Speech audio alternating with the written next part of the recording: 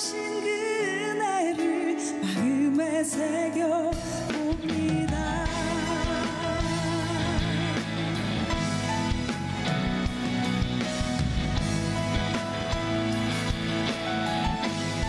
예수님,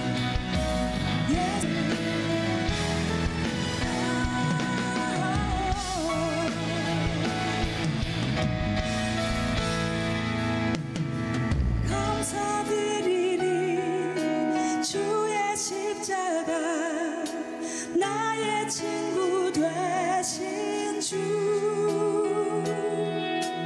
감사드리리 주의 십자가 나의 친구 되신 주. 감사드리리 감사드리리 주의 십자가 나의 친구 되신 주.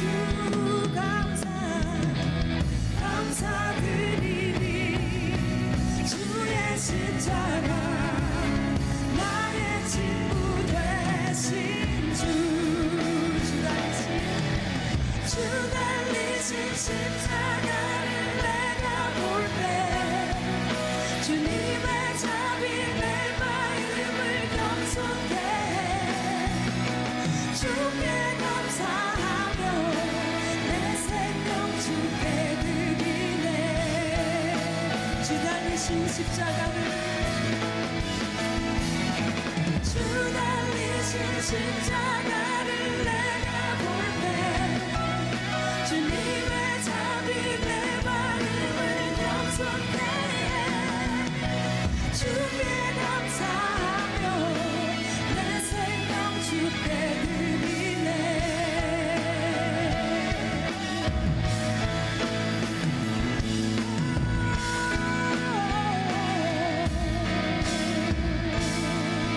주님께 영광의 박수 올려드리겠습니다. 아멘.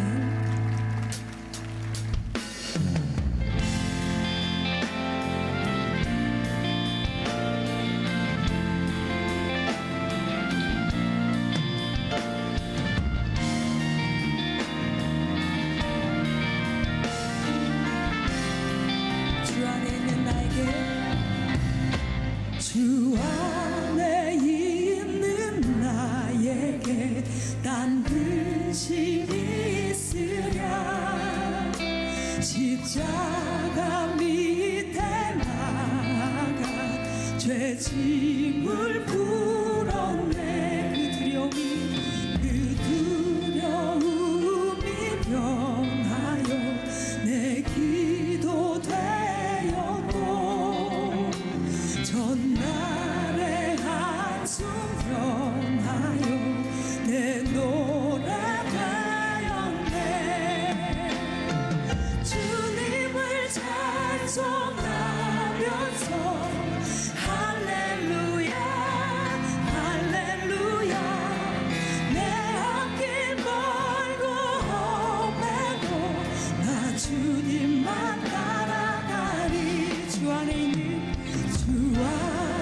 있는 나에게 난 근심이 있으랴. 십자가 밑에 나가 죄 짐을 풀었네. 그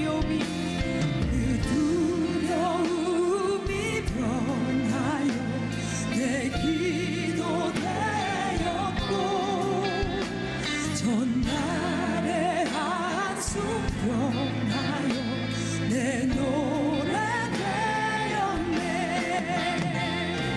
주님을 찬송하면서 할렐루야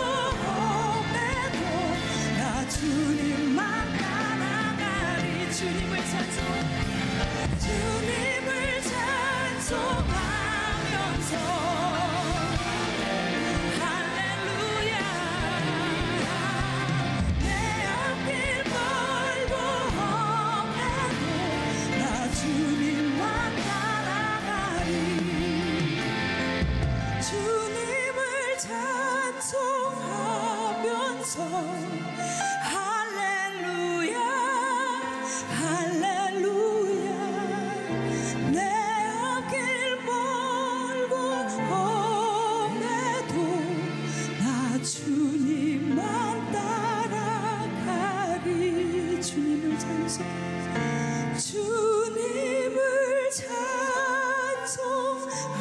찬송하면서 할렐루야 할렐루야 내 앞길 멀고 험해도 나 주님만 따라가리 내 앞길 멀고 내 앞길 멀고 험해도 나 주님만 따라가리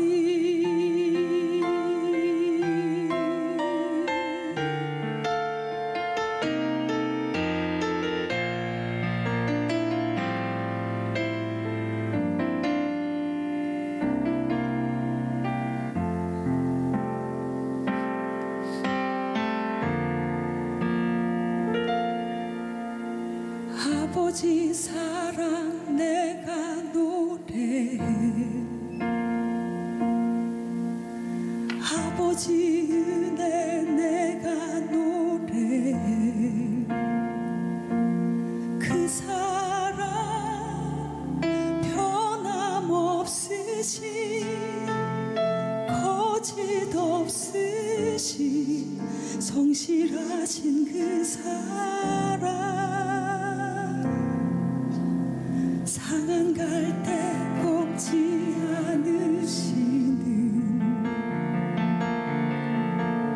꺼져가는 등불 끄지 않는 그 사랑 변함없으신 거짓 없으신 성실하신 그 사랑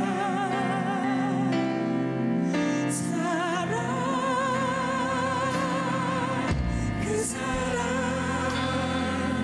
날 위해 죽으신 날 위해 다시 사신 예수 그리스도 다시 오실 그 사랑 죽음도 생명도 천사도 하늘의 어떤 권세도 끊을 수 없는 영원한 그 사랑 예수 아버지 사랑 내가 노래해 아버지 사랑 내가 노래해 아버지 은혜 내가 노래해 그 사랑 변함없으신 거짓 없으신 성실하신 그 사랑 상한 갈 때 꺾지 않으시는 꺼져가는 끄지 않는 그 사랑 변함없으신 거짓 없으신 성실하신 그 사랑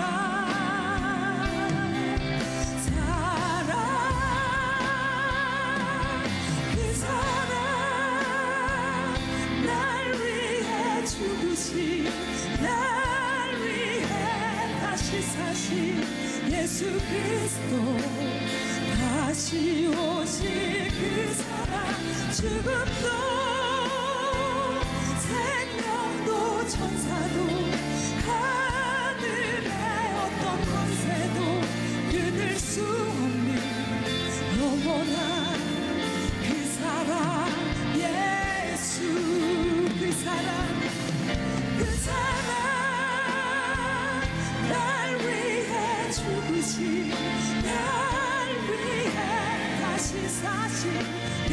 그리스도 다시 오실 그 사랑 죽음도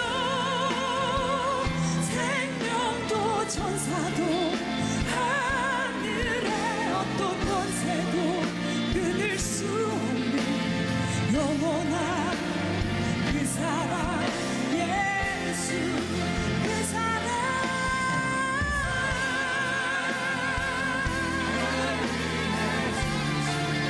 날 위해 다시 사신 예수 그리스도 다시 오실 그 사랑 죽음도 생명도 천사도 하늘의 어떤 권세도 끊을 수 없는 영원한 그 사랑 예수 그 사랑 날 위해 죽으신 날 위해 다시 사신 예수 그리스도 다시 오실 그 사랑 죽음도 생명도 천사도 하늘의 어떤 권세도 끊을 수 없는 영원한 그 사랑 예수 그 사랑 그 사랑 날 위해 죽으신 날 위해 다시 사신 예수 그리스도 다시 오실 그 사랑 죽음도 생명도 천사도 하늘의 어떤 권세도 끊을 수 없는 영원한 그 사랑 예수 영원한 그 사랑 예수 영원한 그 사랑 예수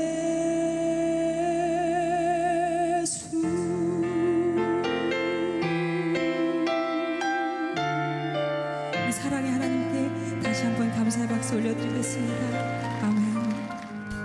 나 같은 죄인 살리신 주의 놀라워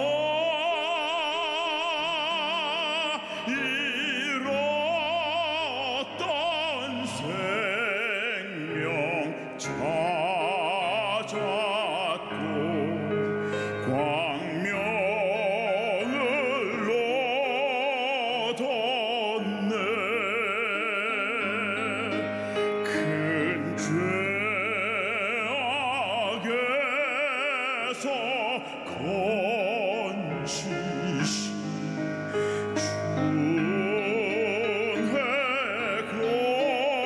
고마워 나 처음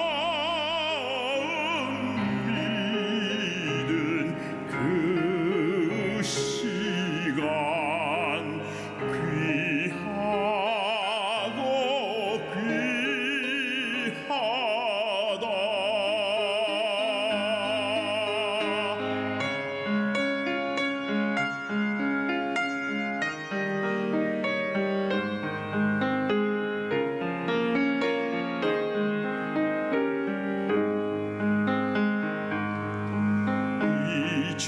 이제껏 내가 산 것도 주님의 은혜라 또 나를 장차 본 향해 인도해 주시리 거기서 우리 영원히 주님의 은혜로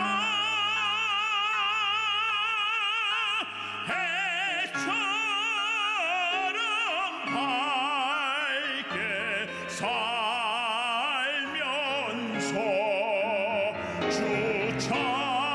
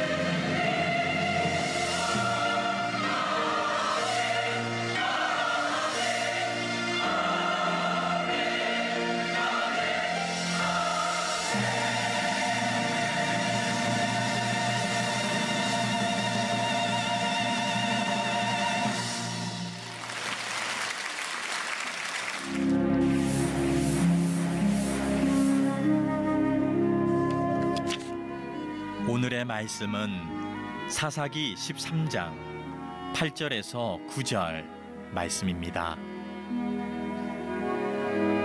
마노아가 여호와께 기도하여 이르되 주여 구하옵나니 주께서 보내셨던 하나님의 사람을 우리에게 다시 오게 하사 우리가 그 낳을 아이에게 어떻게 행할지를 우리에게 가르치게 하소서 하니 하나님이 마노아의 목소리를 들으시니라.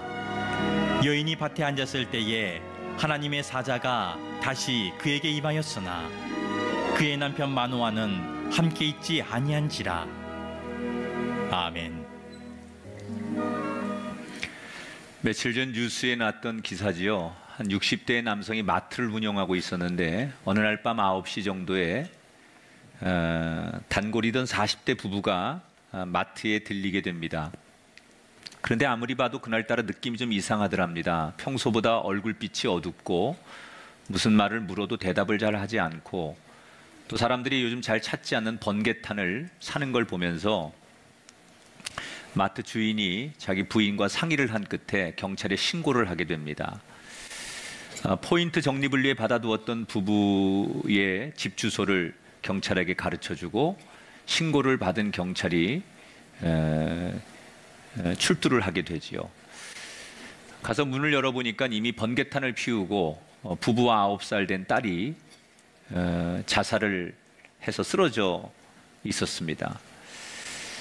바로 병원을 보내서 응급처치를 해서 생명에는 지장이 없었다고 합니다.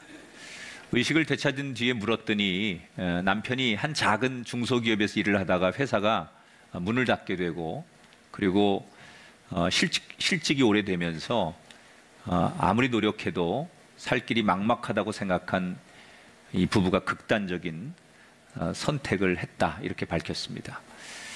그러면서 이제 그 관심을 보여준 그 이웃을 봐서라도 다시는 이러지 않고 열심히 살겠노라 이런 말도 덧붙였습니다. 이 사정을 전해들은 마트의 주인이 이렇게 말했다고 합니다. 저는 한 게 없습니다. 저는 거창한 일을 한 게 아니고 그저 이웃으로서 한 번 더 살펴봤을 뿐이고 한 번 더 말을 건넸을 뿐이고 그저 누구나 할 수 있는 작은 일을 했을 뿐입니다. 그런데 저의 이런 작은 관심과 도움이 힘이 될 수 있다면 제가 앞으로도 이웃으로서 당연히 이런 일을 해야 되지 않을까 생각합니다. 그러면서 자기를 생명을 구한 영웅 취급하는 그런 거에 대해서 대단히 부담스럽다. 자기는 소시민이고 당연히 해야 할 일을 했을 뿐인데 이런 지대한 관심이 부담스럽다. 이런 얘기를 했다고 합니다. 우리는 흔히 거창한 일을 해야만 그 사람이 인생을 바꾸고 세상을 바꾼다고 생각합니다. 또 거창한 일을 하려면 그에 걸맞는 능력이 있어야 된다고 생각합니다. 그래서 사람들은 그 능력을 보여주는 것을 자격증이라고 하고 당신이 능력이 있느냐라는 것을 원할 때 자격증을 요구합니다. 오늘 우리 사회는 완전히 자격증 사회죠. 그러나 사실 인생을 바꾸고 또 세상을 바꾸는 것은 뜻밖의 능력 있는 사람들을 통해서 세상이 바뀌는 게 아니라 우리가 봤을 땐 참 별 능력이 없어 보이지만 아무것도 아닌 것 같지만 그들이 건네는 작은 습관과 관심과 미소 하나와 말 한마디 때문에 인생과 세상을 바꾸는 경우가 참 많습니다. 신앙도 우리는 믿음이 좋아야 능력이 있어야 하나님 앞에 쓰임받는다 이렇게 생각합니다. 하나님께서 그래도 한 시대에 쓰시는 사람들은 믿음이 좋고 굉장한 능력이 있는 사람을 하나님 쓰시지 않겠느냐 이렇게 생각하는데 사실은 그렇지 않습니다. 하나님이 쓰시는 사람들을 보면 성경에 너무나 평범하고 아니 어떻게 저렇게 믿음 없는 사람을 하나님 쓰실까 이렇게 의아할 때가 있습니다. 오늘 우리가 만나는 마노아라고 하는 사람, 여러분 마노아 들어보셨어요? 성경에 마노아? 마노아를 아는 사람 손 들어보세요. 잘 모르죠. 몇 분 계신데 잘 모르죠. 마노아를 몰라요. 성경에 한 3만 명 이상의 이름이 나오는데 마노아를 보통 성도들이 모를 정도로 별로 알려지지 않은 인물이에요. 근데 이 사람이 한 시대 하나님 앞에 쓰임을 받습니다. 어떻게 이 사람이 기도를 했기에, 믿음도 없는 이 사람이 무슨 기도를 했기에 기도 같지 않은 기도를 해놓고도 하나님 앞에 쓰임받는 그 비결은 뭘까? 자, 이스라엘은 하나님 위에 다른 신을 섬기면 안 되는데 계속해서 이스라엘이 다른 신을 섬기죠. 그러니까 하나님께서 이방 민족들을 통해서 이스라엘을 억압하게 합니다. 의도가 있는 거예요. 세상을 아무리 믿고 세상을 부러워해봤자 우리가 의지할 건 하나님밖에 없구나. 사람들이 그렇게 느끼고 하나님 앞에 돌아오기를 하나님은 기대하는 거예요. 그래서 이 오늘 사사기 13장 본문도 그런 의미로 시작되는 거예요. 1절을 같이 읽어보겠습니다. 시작. 이스라엘 자손이 다시 여호와의 목전에 악을 행하였으므로 여호와께서 그들을 40년 동안 블레셋 사람의 손에 넘겨주시니라. 이스라엘 백성들이 또 하나님 앞에 죄를 짓습니다. 그러자 하나님은 블레셋이라고 하는 민족을 이스라엘 통해서 이스라엘을 지배하게 하는데, 블레셋은 당시에 최첨단의 문화인 철기 문화를 갖고 있었던 민족이에요. 이런 강대한 민족이 40년 동안 이스라엘을 지배하게 됩니다. 그러면 40년을 그렇게 힘들게 살았으면 우리 상식에는 그 사람들이 하나님 앞에 기도하는 게 맞습니다. 그런데 안타깝게도 이스라엘 백성들은 하나님께 돌아가지 않습니다. 오히려 돈과 권력을 찾아서 블레셋으로 더 들어갑니다. 그리고 힘들수록 블레셋 사람들처럼 살고 싶어서 그들이 잘 사는 걸 부러워하고 그들의 문화와 심지어 그들이 섬기는 다곤 신상을 받아들이고 과감하게 섬깁니다. 하나님이 그 모습을 지켜보면서 내가 이러려고 부른 게 아닌데, 내가 블레셋을 통해서 이스라엘 백성들에게 고통을 주는 것은 깨닫고 돌아오는 걸 원해서 이렇게 한 건데, 고통이 생기니까 어려우니까 더 세상적으로 들어가는 이스라엘 민족을 보면서 하나님이 고민에 빠지기 시작하죠. 그러다 하나님이 내놓은 처방책은 처음부터 새롭게 시작해야 되겠다. 여러분, 하나님이 노아를 통해서 세상에 홍수를 내리시죠. 그래서 완전히 새로운 세상을 다시 만드는 거예요.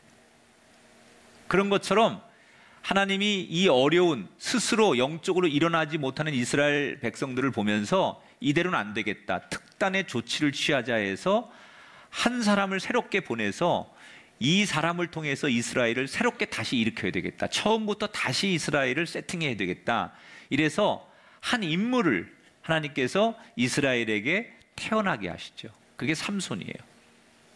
그런데 이 삼손이 누군가 어느 가정을 통해서 태어나야 되는데 어느 가정 누구를 통해서 태어나면 좋을까, 그렇게 하나님께서 고민을 하시다가 선택한 사람이 소라라고 하는 도시에 살고 있는 나중에 훗날 삼손의 아버지죠, 마노아라고 하는 집을 주목하시게 돼요. 이 마노아는 어떤 사람이냐면 나이가 먹도록 자식이 없었어요. 그런데 자식이 없는데도 하나님 앞에 기도하거나 자식을 달라고 구하지도 않아요. 왜 그랬을까?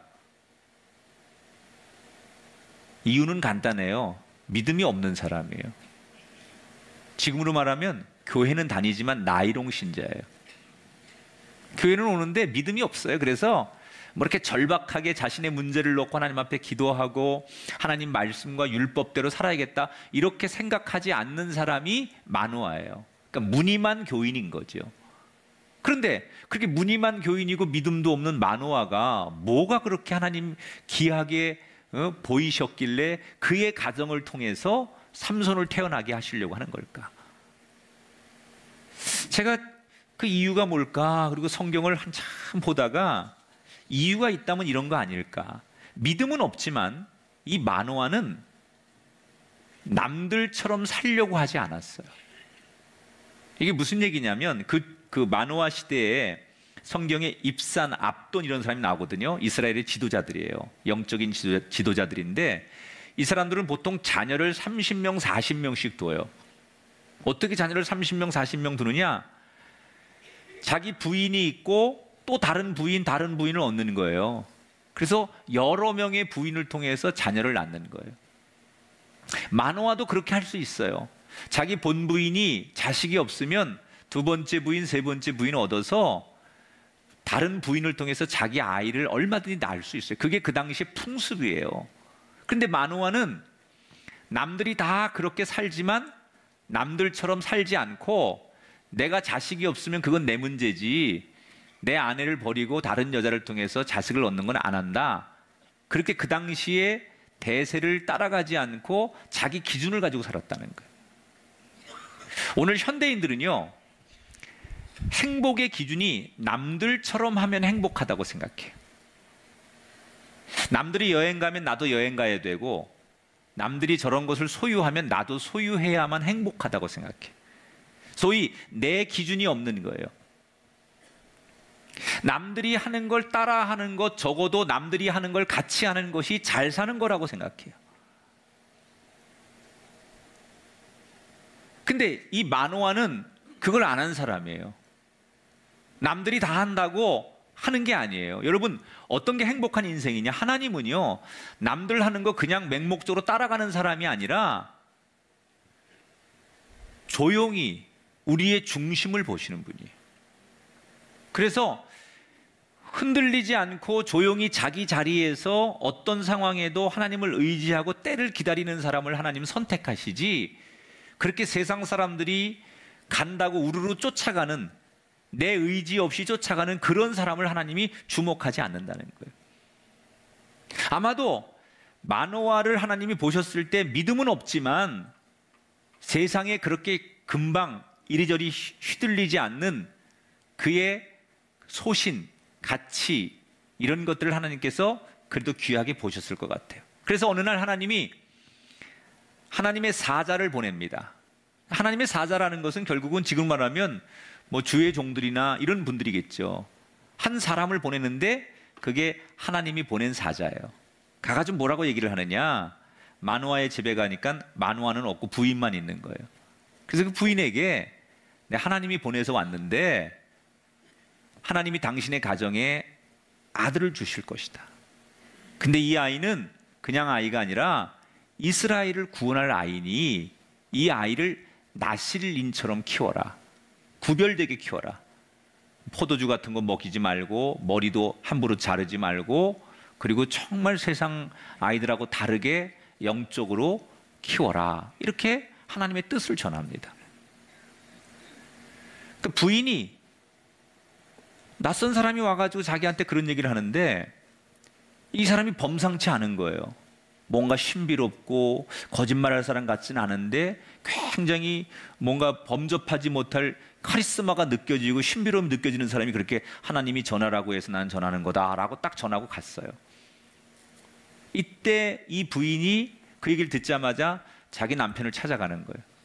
그리고 남편 마노아에게 자기가 조금 전에 들은 이야기, 경험한 얘기를 그대로 해줘요. 우리 집에 아들이 생길 거라고 하나님이 그렇게 말씀하셨다는 거예요. 이때 마노아가 어떻게 행동했을까? 이 이야기를 듣고 8절을 볼게요. 같이 읽습니다. 마노아가 여호와께 기도하여 이르되 주여 구하옵나니 주께서 보내셨던 하나님의 사람을 우리에게 다시 오게 하사 우리가 그 낳을 아이에게 어떻게 행할지 우리에게 가르치게 하소서. 자, 마노아가 기도하는 거예요. 그 소식을 듣자마자 뭐라고 기도하느냐? 하나님이 정말 그렇게 말씀하신 게 맞다면 내 아내를 통해서 그렇게 말씀하셨는데 하나님, 당신이 그렇게 정말 말씀하시는 이야기를 아내에게만 하지 마시고 다시 오셔서 나에게 직접 말씀해 주십시오. 마노아가 그렇게 기도하는 거예요. 아내가 받은 응답을 못 믿어서 그런 게 아니라 이게 마노아가 자기 아내를 못 믿는 건 아니에요. 하나님을 직접 만나고 싶다는 거예요. 이런 태도를 우리가 뭐라고 하느냐? 탐구적인 신앙이라고 해요. 탐구적 신앙 태도. 신앙생활 잘하는 분들의 공통점은 탐구적인 신앙생활을 하려고 해요. 이 탐구적인 신앙을 가지려고 하는 사람들은 남의 말에 쉽게 넘어가지 않아요. 자기가 직접 확인하려고 하는 자세. 여러분 진짜 남편이 자기 아내를 사랑하면요 이래야 돼요. 내 아내가 예수를 먼저 믿었어요. 그리고 교회 다니더니 나보고 꼭 당신도 예수님 만나야 된다 그러고 교회를 가자는 거예요. 근데 아내를 정말 사랑하면 나는 그 하나님을 못 믿지만, 아직 믿어지진 않지만, 아내가 말한, 도대체 내 아내가, 내가 사랑하는 아내가 교회를 나가더니 하나님이 살아계시다고 하고 예수님이 우리의 구세주가 되신다고 말하는데 그게 뭘까? 아내를 정말 사랑하면 내가 믿어지지 않아도 그 아내가 말하는 하나님을 알고 싶어서 탐구하는 자세. 그래? 난 믿어지지 않는데 당신이 말하는 그 하나님, 나도 한번 직접 내가 확인해 봐야 되겠다. 그래서 적어도 믿음 없는 상태지만 그 아내를 사랑하기 때문에 교회에 와서 그 하나님을 내가 직접 만나기를 원하는 자세. 이게 건강한 자세라는 거예요. 쓸데없는 소리 하지 마. 너나 잘 믿으면 되지 왜 나까지 끌고 가? 뭐 이렇게 말하는 사람은 굉장히 사실 무례한 거죠, 무례. 마노아는요, 주님의 뜻을 내가 직접 알고 싶다, 이렇게 기도하는 거예요. 자, 그렇게 기도하니까 하나님께서 어떻게 응답하시느냐? 9절에 보니까 하나님이 마노아의 목소리를 들으셨다 그랬어요. 그래서 정말 마노아의 기도처럼 다시 하나님이 보낸 사자가 마노아의 집에 다시 방문을 합니다. 그리고는 똑같은 얘기를 하죠. 아내에게 했던 대로 하나님이 너희에게 아들을 줄 것인데 그 아이는 이스라엘을 구원할 아이니 세상과 구별되게 잘 키워야 된다. 저는 지금 요 대목이 하나님이 마노아를 정말 귀하게 볼 수밖에 없는 기도의 한 대목이라고 생각해요. 마노아는 남의 소리를 통해서 만나는 하나님이 아니라 내가 직접 듣기를 원하는 하나님, 내가 직접 만나는 하나님을 원했다는 거예요. 많은 성도들이, 한국교회 교인들은 하나님의 뜻을 알고 싶어서 주로 사용하는 수단과 방법이 뭐냐면 신령한 목사님을 찾아다녀요. 그래서 그분의 목소리와 그분의 기도를 통해서 하나님의 뜻을 자꾸 들으려고 해요. 그러니까 이게 어떤 거냐면 자신의 문제인데 남이 전하는 이야기로 자신의 문제를 해결하려고 하는 거죠. 남이 전하는 말씀, 남이 받은 응답, 이것만 따라가면 정말 문제가 없을까? 그렇지 않아요. 여러분, 목사님의 기도보다 더 중요한 건 여러분의 기도예요. 하나님이 여러분을 사랑하세요. 그래서 여러분이 기도하면 여러분에게 말씀하시고, 여러분에게 응답하시고, 여러분에게 보여주시고, 여러분에게 역사하신다는 거예요. 그래서 자기가 자기 문제를 가지고 하나님 앞에 직접 기도하고 하나님 앞에 보여달라고 원하고 말씀 듣기를 원하는 태도가 좋은 거예요. 2년 전에 모 대학교에서 이런 실험을 했어요. 학생들이 캠퍼스 한가운데다가, 학생들이 많이 지나다니는 곳에다가 큰 테이블을 갖다 놓고 음료수를 48개를 갖다 쌓아놓습니다. 그리고 그 실험자 중에 한 사람이 샘플로 나가가지고 학생들이 막 이제 그 음료수 캔이 있는 곳에 모여들면 맨 앞에 실험자가 가가지고 음료수를 집었다가 이거 누가 갖다 놓은 거지? 먹어도 되나? 이렇게 혼자 중얼거리다가 이게 누구 건지 모르는데 가져가면 안 되지. 그리고 그냥 이 사람이, 맨 처음 사람이 그걸 안 가져가고 가지려고 하다가 다시 놓고 가지려고 놓고 하다가 결국 안 가지고 돌아가요. 그럼 그 주변에 있는 사람들이 그 행동을 보고 어떻게 할까? 다 맨 앞에 사람이 그렇게 하니까 뒤에 사람들도 가져가면 안 되는 건 줄 알고 아무도 안 가져가는 거예요. 그런데 시간이 흐른 다음에 이번에는 다른 실험자를 보내가지고 누가 이거 갖다 놨지? 공짜인가 봐. 그러면서 그거 하나를 한 사람이, 맨 앞에 사람이 집어갑니다. 그랬더니 그 뒤에 있는 학생들이 10분 만에 48개 중에 무려 32개를 집어가더라는 거예요. 자, 이 실험을 통해서 얘기하려고 하는 것은 앞사람이 가져갔으니까 나도 가져가는 것이 맞느냐, 앞사람이 했으니까 나도 따라갔을 뿐이다, 그게 면죄부가 될 수 있느냐. 여러분, 남이 뭐라고 하든 간에 내가 바른 길을 판단하고 확신하고 행동해야 그게 내 길인 거예요. 앞사람이 했다고, 옆사람이 했다고 내가 따라갔다고 해서 나한테 죄가 없는 게 아니에요. 내 기준이 있어야 된다는 거예요. 신앙도 마찬가지예요. 물론 우리가 조언을 듣고 남의 얘기를 경청하는 것은 좋습니다. 주의 종을 통해서 말씀이 선포될 때 그 말씀을 잘 듣고 따르는 것도 중요합니다. 그러나 그 선포된 말씀이나 조언이 내 말씀이 되려면 내가 다시 그 말씀을 직접 붙들고 내가 다시 그 말씀 가지고 기도하면서 하나님 앞에 구해야만 그게 내 말씀이 되는 거고 내 기도가 되는 거예요. 내가 직접 하나님께, 하나님, 성경이든 영감이든 나에게 직접 말씀해 주십시오라고 구할 때 그게 내게 되는 거예요. 그럴 때 우리가 마노아처럼 하나님의 영이 감동해서 쓰임을 받게 된다는 거예요. 여러분, 사도 바울이 얼마나 많은 고문과 어려움을 당합니까? 그럼에도 불구하고 그가 끝까지 예수를 전할 수 있었던 비결이 뭔지 아십니까? 그 얘기는 내가 받은 복음이 있었기 때문에 그래요. 갈라디아서 1장 12절을 읽어볼게요. 내가 전한 복음은 사람에게서 받은 것도 아니요 배운 것도 아니요 오직 예수 그리스도의 계시로 말미암은 것이라.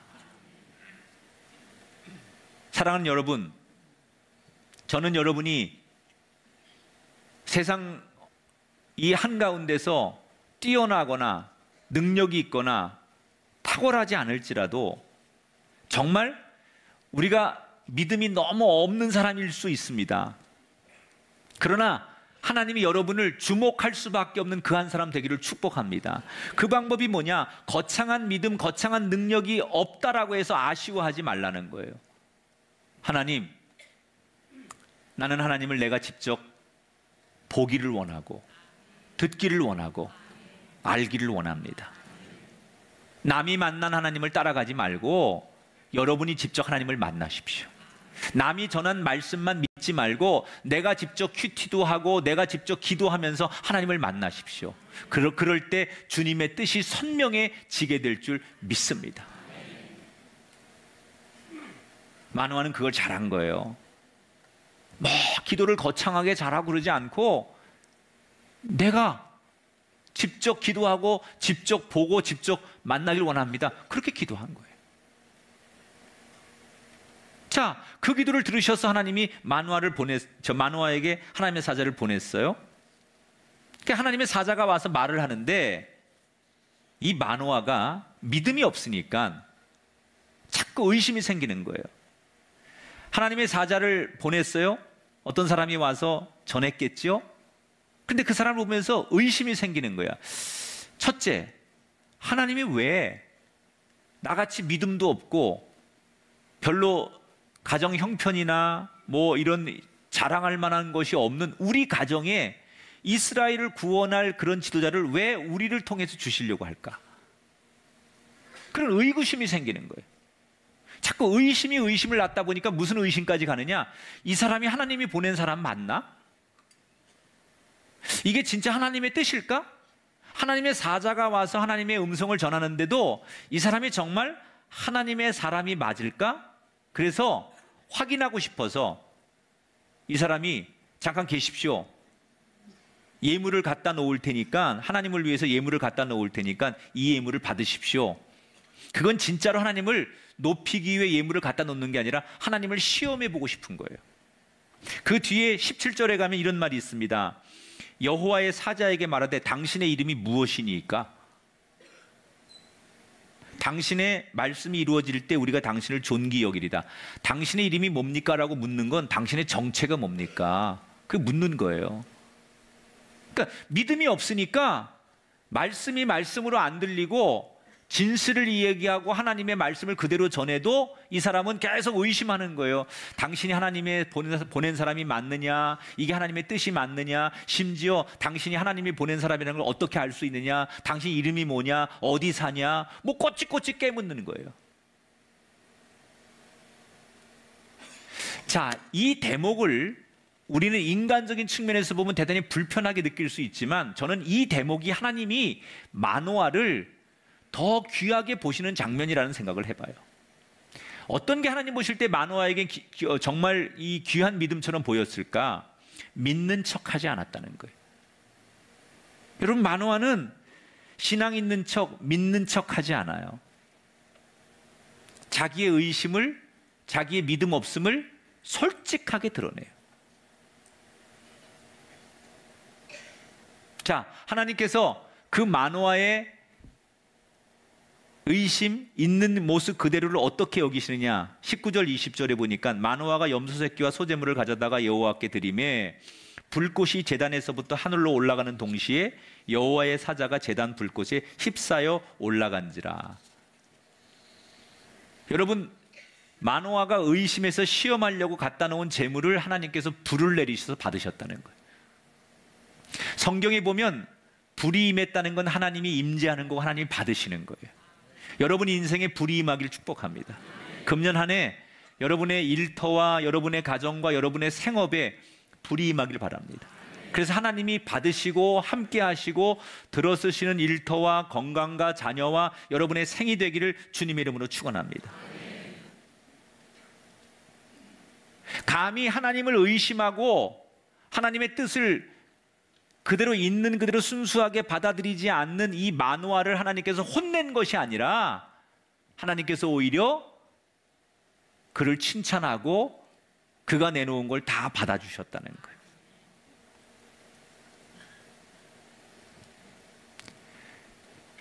하나님은 우리의 중심을 보시는 분이에요.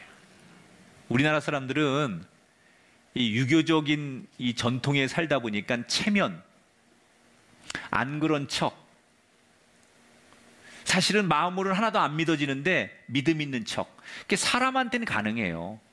사람한테 저 사람이 믿음 있는 척, 인격적인 척, 훌륭한 척, 인내하는 척 가능해요. 간단해요. 여러분, 사람 앞에서 말끝마다 할렐루야, 아멘, 주여 이러면 사람들은 다 저분 믿음이 있어, 저분은 저 환난 가운데도 주여, 저분은 굉장히 신령해, 이럴 수 있어요. 사람에겐 그게 가능해요. 그러나 하나님은 우리의 중심을 보신다. 사람에겐 우리가 주여하고 그런 척하고 위선을 떨고 믿음 있는 척 얼마든지 가능하지만 하나님에겐 그게 통하지 않아요. 하나님은 우리의 중심을 보시잖아요. 그런 하나님 앞에 우리가 사람을 대하듯 믿음 있는 척, 마음으로는 믿지 않으면서 뒤로 가서는 딴소리 하면서도 하나님 앞에 기도할 때는 그런 척하는 그런 것보다는 내 마음 그대로, 하나님 나는 안 믿어지는데요, 하나님 이게 나는 이해가 안 되는데요, 하나님 나는 이게 받아들여지지가 않는데요 라고 말하는 그 진실함이 하나님께는 더 중요하다는 거예요.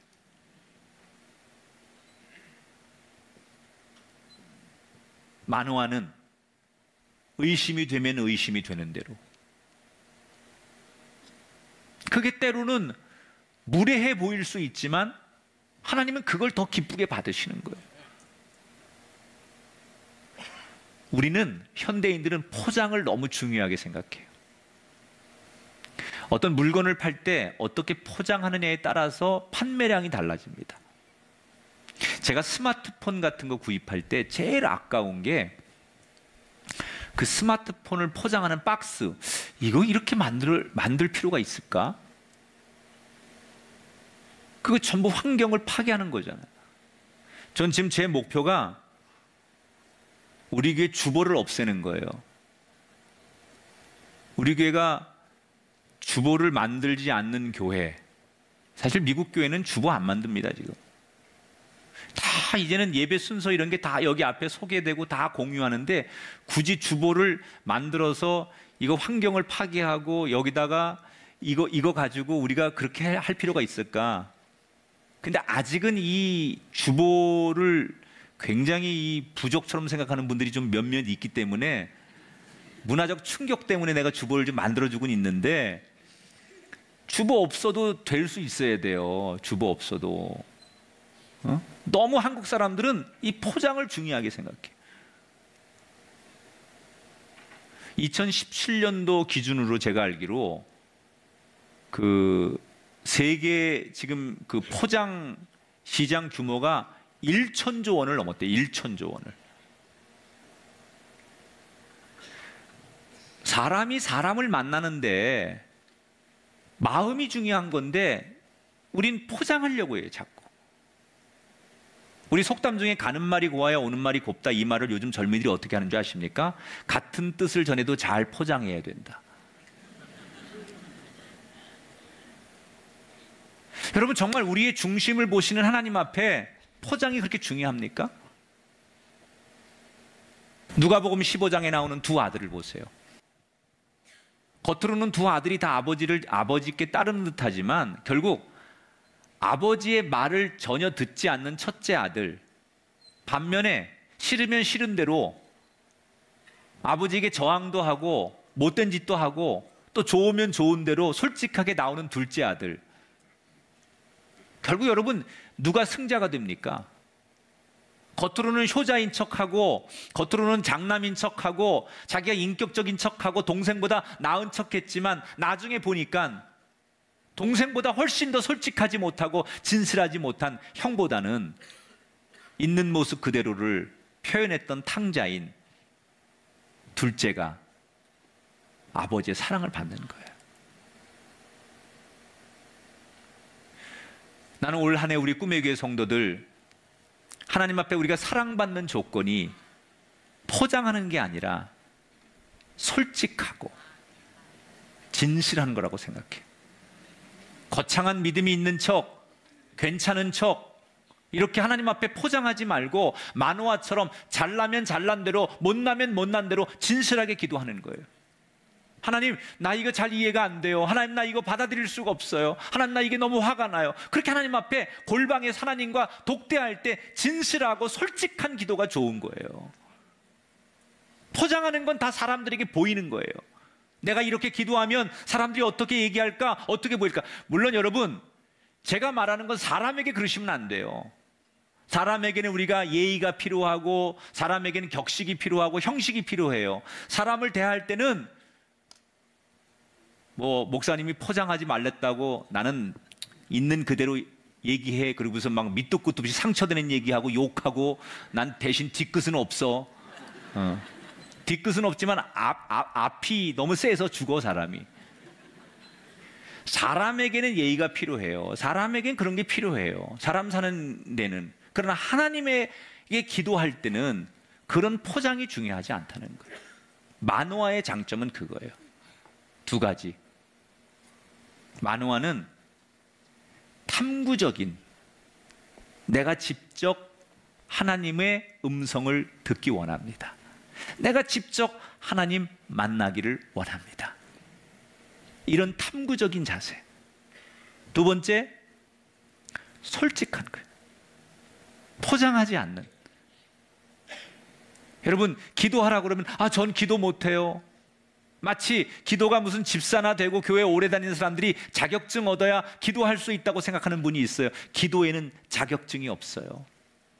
누구든지 하나님 아버지를 부르면, 그 아버지를 묵상하고 그 아버지를 생각하면 그때부터 기도는 시작된다. 다만 그 기도를 너무 잘하려고 너무 형식을 갖다 집어넣고 위선과 가식과 거기에 절차를 밟다 보니 하나님 앞에 가기도 전에 그 기도가 땅에서 없어지는 기도보다는 내 모습 그대로 솔직하게 하나님 앞에 드리는 만화와 같은 기도가 우리에게도 필요하다는 생각이 들어요. 올 한 해 우리 사랑하는 꿈의 교회 모든 성도 여러분, 잘하는 건 좋지만 너무 잘하려고 하다가 본질을 놓치지 않는, 그저 솔직하고 하나님 앞에 직접 내가 나서서 남이 전하는 하나님을 만나는 것이 아니라 내가 만나는 하나님, 내가 들었던 하나님의 음성, 그것을 고백할 수 있는 한 해와 우리의 인생들이 될 수 있기를 주님의 이름으로 축원합니다.